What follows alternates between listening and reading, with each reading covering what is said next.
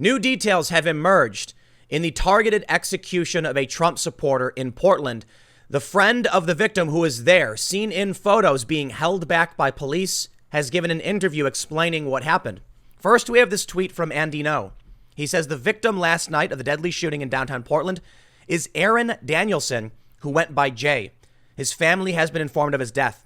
Portland police have not released details about their investigation, and the shooter is at large. Now, 4chan dug up the identity of the shooter, and it turns out, according to Oregon Live and many other sources, he had been previously arrested for illegally carrying a weapon at a protest or riot. I'm assuming one or the other. I don't know what the media means previously.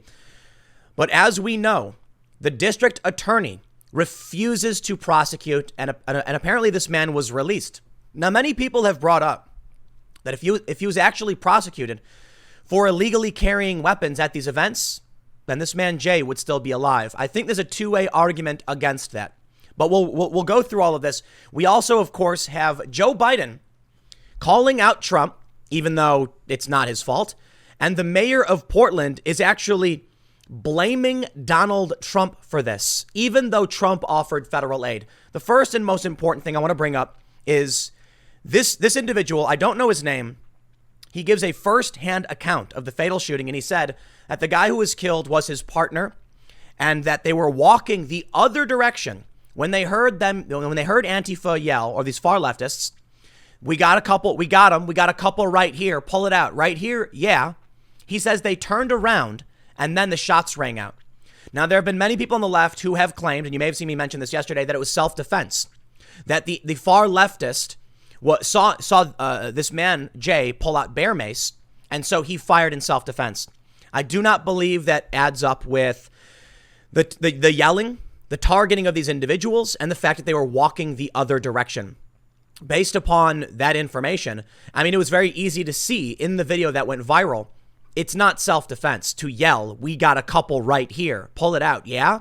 Sounds like a targeted killing. Like these guys were waiting for an opportunity. I would argue that, if the shooter didn't flee, he could try and make that claim. But I think fleeing shows he knows what he did.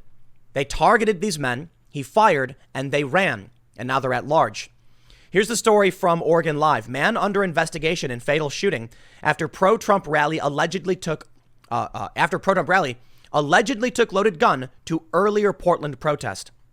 They say a 48-year-old man who was accused of carrying a loaded gun at an earlier downtown protest is under investigation in the fatal shooting Saturday night of a right-wing demonstrator after a pro-Trump rally. Michael Forrest Reinl calls himself an anti-fascist and has posted videos and photos of demonstrations he attended since late June, accompanied by hashtags Black Lives Matter, A New Nation, and Breonna Taylor. Now, it's important to point out he didn't just say he was an anti-fascist. He straight up said he's Antifa, the specific word. Reinl was raised in Sandy and has had recent addresses in Northeast Portland, Gresham, and Clackamas. He described himself on social media and in a video interview with Bloomberg as a professional snowboarder and contractor who has former military experience but hated his time in the Army. Sources familiar with the case, but not authorized to speak, said police are investigating Reinl. A family member also identified him as a man captured in photos and videos seen leaving the shooting scene shortly before 9 p.m. Saturday. Aaron Danielson, a supporter of the conservative group Patriot Prayer, was shot in the chest and died in the street. It was soon after most cars in the caravan, Trump's supporters, had left. Reinl's posts indicate he had attended many protests in Portland that began 3 months ago after the death of George Floyd. On July 5th, at one of the demonstrations, Reinl was cited at 2:10 a.m. On allegations of possessing a loaded gun in a public place, resisting arrest, and interfering with police. He was given a date to appear in court later that month, but the allegations were dropped on July 30th with a no complaint, according to court records. The documents don't indicate why prosecutors decided not to pursue the accusations. Reinl spent no time behind bars. Brent Weisberg, a spokesman for Multnomah County District Attorney Mike Schmidt, said the office is still reviewing that July case involving Reinl. The DA has been letting these people go. On the surface, based on the laws that exist, this shooting last night could have been prevented because the police knew They had a violent extremist on their hands illegally carrying a weapon in their city. It stands to reason if the DA did their job, he would have been in jail or at the very least restricted and maybe not carrying weapons after that. But what I can say, a lot of people have brought up two-way arguments to me and made comments about, the right to keep and bear arms shall not be infringed. This is a really interesting argument that I think needs to be brought up. Should we hold it against this guy for having carried a gun at some point because it could have prevented this murder? There's an argument to say yes, because it was illegal. He knew he was breaking the law. And even if you believe Second Amendment shall not be, the right to bear arms shall not be infringed, most people would probably still agree that you'd comply with the law. Not everybody would, but a lot of people begrudgingly do so, and they fight to change those laws. Like we saw in Virginia, people came out and protested this gun restriction bill and ultimately won. And many politicians in the government refused to move forward with it, though many counties, many sheriffs refused to enforce the gun control restriction. So it's fair to say the criticism isn't necessarily about the fact that he was carrying a gun, but that he was a known extremist who was potentially dangerous and they let him go. But I do think it is fair to point out, should he have even been stopped and cited at all in a country that adheres to the Constitution? Personally, I think he's a murderer, alleged, innocent until proven guilty. But I believe if it is truly this man who did the shooting, I'm more concerned about a violent murderer than I am about the fact that he used a gun. And it's funny, a lot of people have pointed out to me, Tim, that's a very, very, right-wing argument or pro 2A argument. Well, the issue is not so much that I think he should have been released. In fact, I think he broke the law and he should have been charged and arrested. And if you want to change the law, you can change it after the fact. But the issue is if he went out with a knife, we would have seen a similar circumstance. Okay, if he went out with any other weapon, granted the gun made it easier.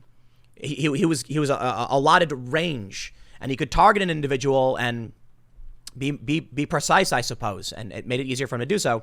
My bigger concern is about the crime committed, not the thing he was carrying, especially with Second Amendment.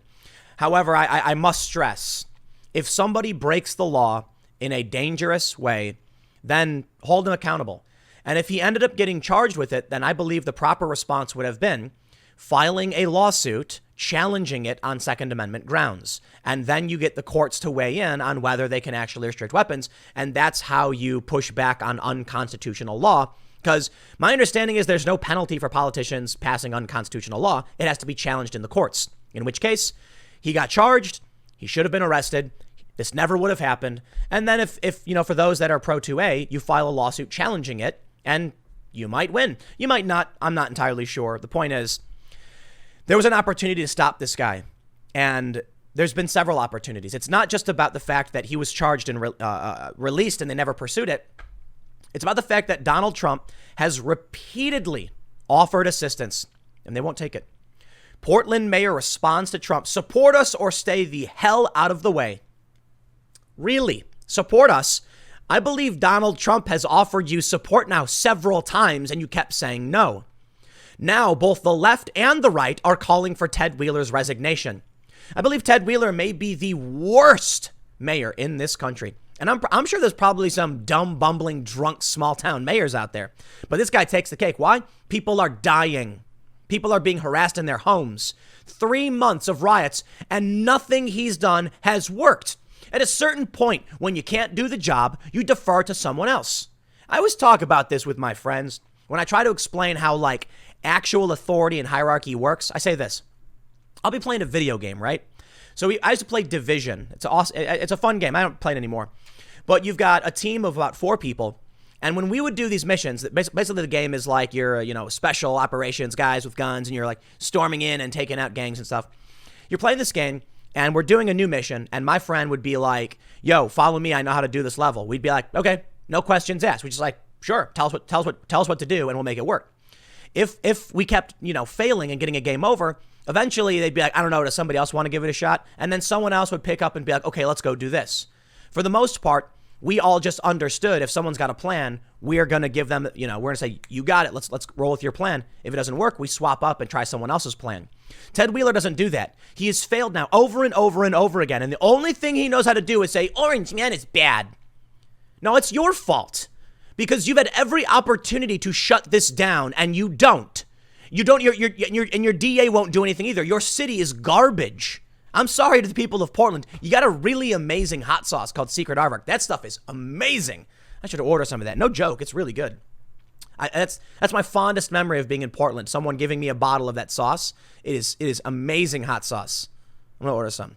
Other than that, you got a bad DA letting criminals out. You've got a mayor who can't do anything but blame Donald Trump, and a governor who also just can't do anything. The AG sued the federal government. They are so desperate to play tribal politics, they are siding with the terrorists. I hate to say that word. It's a dumb word half the time. But they just straight up executed a Trump supporter in the street. I want to stress in this interview, this is a video from the Common Sense Conservative. This dude says they were walking the other way. The guy yells, "We got him," and they turn around like, "What's going on?" And the guy goes, "Bang, bang." Yes, there's a puff of mace. But think about it. You're walking, someone behind you yells, you turn around, you see a guy with a gun, you pull out pepper spray, and he shoots you. And that's what happened. Take a look at this story from Axios. Portland Mayor Ted Wheeler reacted on Sunday to Trump's tweets attacking Democratic officials in the wake of the fatal shooting, saying, "I'd appreciate that either the president support us or stay the hell out of the way." Trump has made Portland, which has seen more than 90 consecutive days of Black Lives Matter protests. The city's declared like 20-something riots, and they've been riots. Have you seen the video where the mayor's standing there and he's like, people are expressing their rights, and then there's explosions all around him? Amazing. A Target Force claims that Democratic leadership is allowing violent rioters and Antifa to overrun cities. They are. It's really funny when I'm talking to some of my friends, and they're like, "Can you believe what happened with Kyle Rittenhouse? Can you believe that militias are storming through cities?" I'm like, what are you talking about? One rally. Think about this. Trump supporters did one drive-through rally in Portland. That's it. I saw a tweet from somebody. I responded to it. Journalism professor saying something like, "I never thought I'd have to call to make sure my family was okay because militias were storming cities." And I sincerely said, I feel you. I had to make several phone calls after the repeated Chicago mass riots to my family. It's been going on nonstop for months. The police need to put an end to this.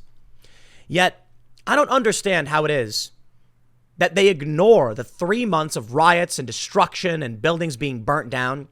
I think it's because they don't care. I really do. I think it's because many of them like the extremists. But I also think it's because the media is shielding these people. The media kept saying peaceful protest over and over again. And I feel like that's had an unintended consequence of convincing Democrats they actually were peaceful protests. You see, I've noticed this. I've noticed something. Democrats have a tendency to believe Twitter is, a good barometer of public perception and public opinion. It's not. Twitter is a bubble of far left extremists and moderate center right conservatives because Twitter has banned literally everybody else. I kid you not. Centrists who speak up get banned, and staunch conservatives and conspiracy people banned instantly. So right now, you have center right Trump supporters and far left extremists literally organizing violence. I warned about this a long time ago. You know what I said? I said it's like this. You got two kids. Right, one's wearing a suit, and the other one's wearing ratty old clothes, and he's covered in ice cream. His hair's all messy. He's got, a cherry aid all over his face, a red ring around his mouth. And you're looking at these kids, and you're like, that kid over there is messy and gross. That kid's got it. What's up with that kid? The other kid's clean cut, wearing a nice little suit with his hair slicked to the side. The issue is not that the clean cut kid is clean. It's that he's not allowed to have ice cream. You see the point? The point is, if you get everybody on Twitter, but Twitter only bans the creep, the crazy, conspiracy, far right, extremist types, and then you're left up with a bunch of regular Trump supporters. And I'm not saying they only ban. I'm not saying everyone banned is that, because they ban regular, conservatives as well. The point I'm saying is, they've chopped off the more unpersonable conservatives and right-wing individuals, leaving nothing but a clean-cut individual. The kid who's all messy, it's because the parent keeps giving him candy and ice cream, so he gets all messy. The left is allowed to do whatever they want on social media. So all the crazies are going around screeching, "Russia! Trump is an autocrat trying to take over the country. There will never be an election again." I'm not kidding. They screech this stuff endlessly. So Twitter creates these bubbles where you have center right, looks good to me, and far left, these people are insane. Then Democrats go on Twitter and they're like, what's the left saying? Riots are good. Okay, roll with that message. And regular Americans are going, I'm gonna go stand over here with these conservative guys because like they're wearing suits. I'm wearing a beanie and just like, you know, some like, I don't know, casual clothes. But hey, man, like if that's the only difference we got, other than some like political wedge issues, I can have a beer and a pizza with those guys and watch the game. And at the end of the day, all we do is complain about disagreeing on these now relatively minor issues. I can't go over to the left. Those people are nuts. They say liberals get the bullet too. What? The conservatives don't want to kill me. They just want to yell MAGA and stuff. And okay, I don't know, and post memes and make jokes. There's a lot of things conservatives vote for. I say, I don't know, you know. But the far left has gone insane, and the Democrats are chasing after it. I think the media saying peaceful protest over and over again convinced many of these Democrats they were actually peaceful protests. I'm not kidding. And that's why they were supporting them. I'm not exaggerating when I say this. Biden's staff donate to groups that pay bills in riot-torn Minneapolis. I need you to share this, and you need to let people know the people running Joe Biden's campaign have been financially supporting the extremists. And I'll make one thing clear. I was thinking about this, just before this segment. Have there been any instances where a Trump supporter has gone out and targeted somebody and executed them? No. The closest we've come, I believe right now, is Kyle Rittenhouse. But Kyle Rittenhouse was attacked and tried to flee. Now, I know a lot of the leftists are going to be like, what about all the extremist white nationalists? Oh, shut up. Those people don't like Trump. They've even, like some of the higher profile white nationalists have even come out and denounced Trump. And Richard Spencer actually endorsed Joe Biden, saying the alt-right moment is over and the liberals are clearly more competent. But he's been saying that. They don't like to admit it. But many of the people on the alt-right, being identitarian, don't completely disagree with many of the policies put forth by the left. In fact, they agree with a lot of it. In reality, when it comes to a MAGA hat wearing, Trump kind of person, the closest thing we've gotten has been Kyle Rittenhouse, who was trying to run away from the rioters when he was attacked. Someone fired and he fired back. I'm not happy about any of it. I don't think the kids should have been there, but I don't think the rioters should have been there either. And I think the cops should have been. There's a lot of problems that needed to have been solved before I'm going to get to blaming some kid who didn't like what was happening in his community. And yes, he worked in Kenosha. In Portland, it was them saying, we got him right here. Pull it out. Bang, bang. Targeted execution.